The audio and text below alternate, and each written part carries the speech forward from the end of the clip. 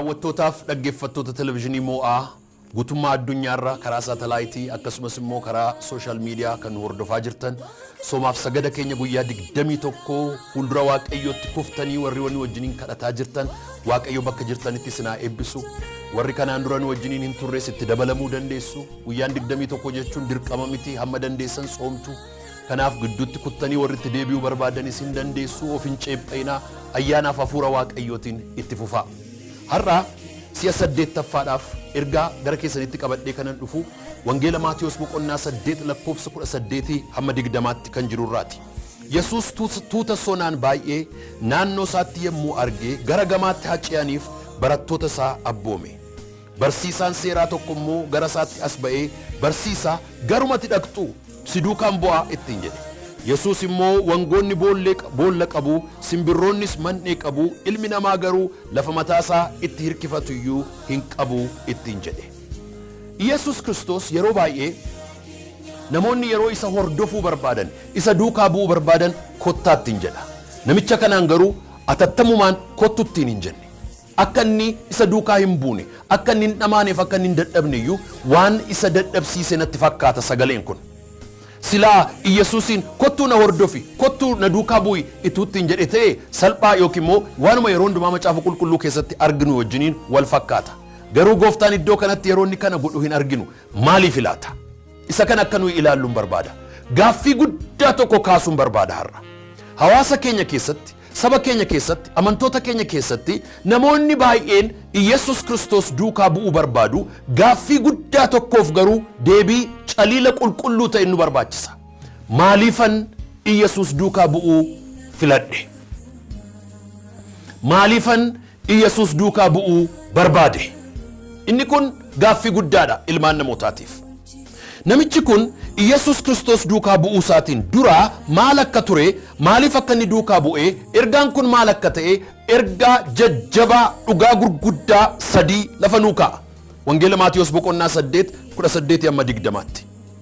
Ergaan inni jalqabaa waa'ee namichaa dubbata. Namichi kun barsiisaa seeraati. Barreessaa seeraatis. Raabaay Scribe warra jedhamanidha. Namni kun hawaasa sana keessatti nama iddoo qabudha. Taayitaa qabudha. Beekamtii qabudha. Qabeenya qabudha. Humna qabudha. Aangoo qabudha.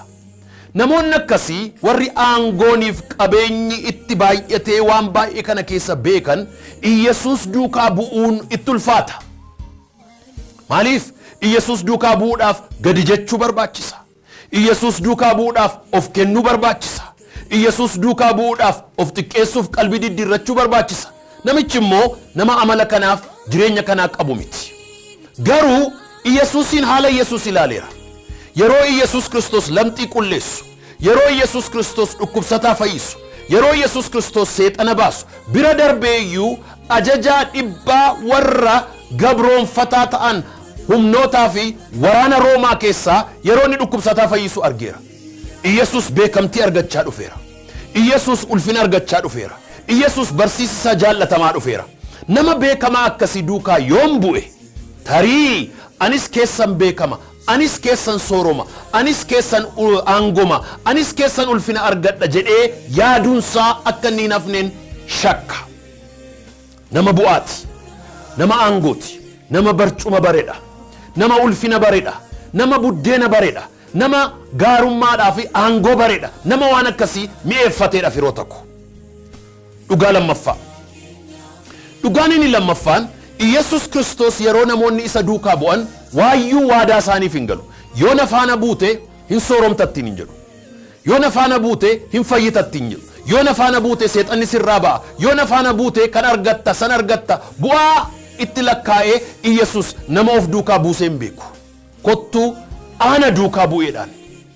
Kanaaf bara kana keessa dogoggorri gurguddaan jiru namoonni baay'een barsiisa isaanii keessatti barumsa sobaa kan isaan barsiisan yoo waldaa koo dhufteen fayyita, yoo waldaa koo dhufteen sooromta, yoo waldaa koo dhufte seexanni sirraa ba'a, yoo waldaa koo dhufte akkas ta'a. Kanaaf asitti agarsiisanii achitti agarsiisanii namoota waamuu barbaadu. Warri televiizyinii hin qabne, warri of hin mul'isne, warri of hin himne waan seexana baasan hin fakkaatan, waan dhukkubsataan biratti fayyu hin fakkaatan, waan seexanni biraa iyyee ba'utti hin fakkaatu waan lubbuun achitti fayyutti hin fakkaatu namoonni of himuudhaan of mul'isuudhaan duwwaa hamma guddatanii warri kaan immoo xixiqqeessanii jilbaaf gulubiin isaanii kan bu'u itti fakkaata. Iyesus Kristos eewuniyyuu waa abdachiisee of duukaa buusee hin beeku. Iyesus duukaa yoon bu'ee nan sooroma laataa jedhanii warri yaadan jiraachuu danda'u. Utuun sooromiin darbuu dandeessa. Jireenya seenaa namoota baay'ee keessatti utuu hin sooromiin kan darban tajaajiltoonni utuu qabeenya gurguddaan argin utuu biddeena gaashaan nyaatin utuu siree gaarii irra rafin gooftaa Yesuusin kan tajaajilaniif kan tajaajilaa jiran baay'eedha. Bu'aan Iyesus Kiristoosin tajaajiluu maa inni ree? Maaliifan Iyesus duukaa bu'a?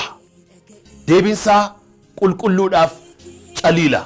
Asirratti Iyesus duukaa bu'uu kan nuyi barbaannuuf Iyesusiif jenneetu. Eewun arganna Iyesusin. Waan hundumaa oo dhiifnee maalan argadha? Iyesusin. Biyya lafaa oo ganee maalan buufadha? Iyesusin. Addunyaa kanarraa oo adda ba'ee maalan argadha? Iyesusin. Bu'aan koo Iyesus. Qabeenyi koo Iyesus. Ulfinni koo Iyesus. Waa abdadheen isa duukaa bu'aa? Waawu. Iyesus duukaa yoon bu'e nan sooromaa? Sooromuu nan danda'a? Hiyyoomuu nan danda'a? Fayyuu nan danda'a? Du'uu nan danda'a? Argachuu nan danda'a? Dhabuu nan danda'a? Bu'aa waliin makanii the mentality of benefit, sacrificial mentality, wareegama aarsaa ta'uudhaaf wangeela qabatanii Iyesusin qabatanii yoo adeeman nu baasa. Onismoos Nasiib biyya lafaa kanatti yeroo dhufee nu tajaajile biyya Swiidinii dhiisee dhufe. Asmaraadhaa waldaa qaba tureedha. Isa dhiisee dhufe. Afaan Arabaa beeka, afaan Ingilizii beeka, afaan Swiidinii beeka, afaan Amaaraa beeka, afaan Oromoo beeka. Namni kun bara sana keessa namoota jiran keessaa namoota iddoo guddaa qabudha. Sana hundumaa dhiise miila duwwaa akka aadaa Oromootti uffata uffate an nama biyya Oromooti jedhee macaafa qulqulluu fudhateetu saba isaatti dhufee dabalame. Saba ofiitti dabalamuun aarsaa nama baasa. Gadi jechuu nama barbaachisa. Waan baay'ee dhabuu danda'a. Namoonni bu'aa adamsan, namoonni taayitaa adamsan, namoonni beekamtii adamsan, namoonni ulfina adamsan ofii sin badu, biyya sin balleessu. Namoonni Iyesuusin ilaalanii adeeman biyyaafis qoricha, ofiifis qoricha, hawaasaafis maatiidhaafis qoricha. Eewun ilaaltee duukaa deemaa jirta. Somaaf sagadni keenya kun cimaa ta'uu kan inni irra jiru dirree amantaas, dirree siyaasaas, dirree nagadaas ofittummaadhaaf, of beekamsiidhaaf, ofii bu'aa buufachuu duwwaadhaaf warri itti makamanii biyya burjaajessan maqaa Iyesus Kiristoosin yeroo kanaa kaasee humni isaanii kan cabe haa ta'u. Bu'aadhaaf jedhanii warri nama gurguratan, bu'aadhaaf jedhanii warri kaayyoo gurguratan, bu'aadhaaf jedhanii warri dhugaa gurguratan, warri dhugaa jijjiiran, warri dhugaa waliin dha'an, warri biyya ganan, waaqa ganan, nama ganan, ifa ganan. Waaqayyo bara kana humni isaanii maqaa Iyesus Kiristoosin kan bushaa'e haa ta'u, kan dhangala'e haa ta'u. Seenaan saba keenya asiin ga'e warratu bu'aa argachuu danda'anii bu'aa didaniini. Warratu aangootti kaadhimamanii aangoo didaniini. Warratu qabeenyatti kaadhimamanii qabeenya waawuu jedhaniini. An kanan duukaa bu'u Iyesus, an kanan duukaa bu'u dhugaa, an kanan duukaa bu'u jireenya bara baraa, an kanan duukaa bu'u waaqa waaqaaf lafa kana sochoosu. Isa kophaasaa waaqa ta'e, isa kophaasaa lolaa ta'e, isa kophaasaa Israa'eliin Misira harkaa baase, isa kophaasaa galaana gargar kutu, isa kophaasaa waaqa ta'e, isa si baasa. Namoonni qabeenyaan yeroo si sossoban didi. Namoonni yeroo aangoodhaan si sossoban didi. Namoonni yeroo bu'aa yartuudhaan si sossoban didi. Dhugaa wajjin jiraadhu, dhugaa wajjin du'i. Yoosuu lafarrattis waaqarrattis ulfina argatta. Bu'aa xinnoodhaaf garaadhaaf jedhee angafummaa isaa inni gurgurate Yaaqoob Esaaw bara baraan booddeetti hafe, Yaaqoob garuu ulfina argate. Warri bu'aa xinnoodhaaf, waan xinnoodhaaf, yeroo xinnoodhaaf, jireenya gabaabduu waggaa 70 waggaa 80 taatu kanaaf dhugaa gurguranii busheessanii jiraatan Waaqayyo barabaraan ulfina isaan dhowwata. Warri dhugaadhaaf jedhanii morma isaanii kennan, dhugaadhaaf jedhanii jiraatanii darban, isaan garuu ulfinatti adeemu. Bara hundumaa seenaan isaanii ifaa adeema. Ani waan tokkoon kadhadha. Dhaloonni bara kana jiraate dhaloota aarsaa baasedha. Waan baay'ee nu barsiiseera. Keessumaa dhaloonni qeerroof qarree waan baay'ee nu barsiisee argineerra. Dhaloota kumaatamaan wareegamedha. Erga Oromoon waggaa 150 gidiraatti galee as akka kanatti heddumminaan wareegame ifa xiqqoo ishee kan nu agarsiise dhaloota kana. Dhaloonni kun dhaloota kabajni maluufidha.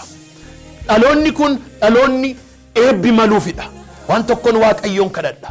Akkam boorofne dhaloonni kun. Dhaloota dhugaadhaaf jiraatu. Dhaloota Waaqayyoof jiraatu. Dhaloota ifaaf jiraatu. Soba kan waliin hin makne. Bu'aa yartuu kan waliin hin makne. Hamma dhumaatti dhugaa qabatee kan adeemu. Dhugaa sanaan immoo ulfina kan argatu. Iyesuus namicha kanaan dhugaatti hime. Mana barbaachana duukaa buutaa? Ani mana hin qabu. Horii duruudha barbaachana duukaa buutaa? Ani qarshii hin qabu.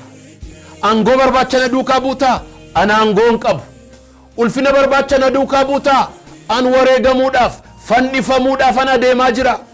Ani dhugaadhaaf ana deemaa jira. Ani mootummaadhaaf ana deemaa jira. Ani kanan barbaadu buddeena miti mootummaadha. Ani kanan barbaadu lafa miti mootummaadha. Ani kanan barbaadu mootummaa Waaqayyoo isa barabaraa isaaf ana deemaa jira ittiin jedhe Yesuus. Abbaan bu'aa, abbaan barcumaa, abbaan mana barbaacha duukaa bu'e dhiisee deeme. Warri jireenya barabaraa barbaadan garuu hamma dhumaatti duukaa deeman. Waaqayyo soomaaf sagada kanaan warra sobaaf bu'aadhaan saba keenyaaf biyya keenya burjaajessan maqaa Yesuus Kiristoosiin gab nurraa godhu. Dhugaan jalqabaa hamma dhumaatti nu haa geggeessitu, haa mootus. Kadhannaa keessanitti jabaadhaa. Guyyaa borii ergaa koo kutaa salgaffaan fudhadhee dhiyaadha. Soomaaf sagada kanaan gara fuula duraatti adeemnu. Waaqayyo jireenya keessan haa eebbisu. Waan tokkoon isiniin jechuu barbaada. Akkam baay'ee isin jaalladhu. Isin iyyuu beektu. Sagantaa itti aanutti amma wal arginutti nagaan naaf bubbulaa.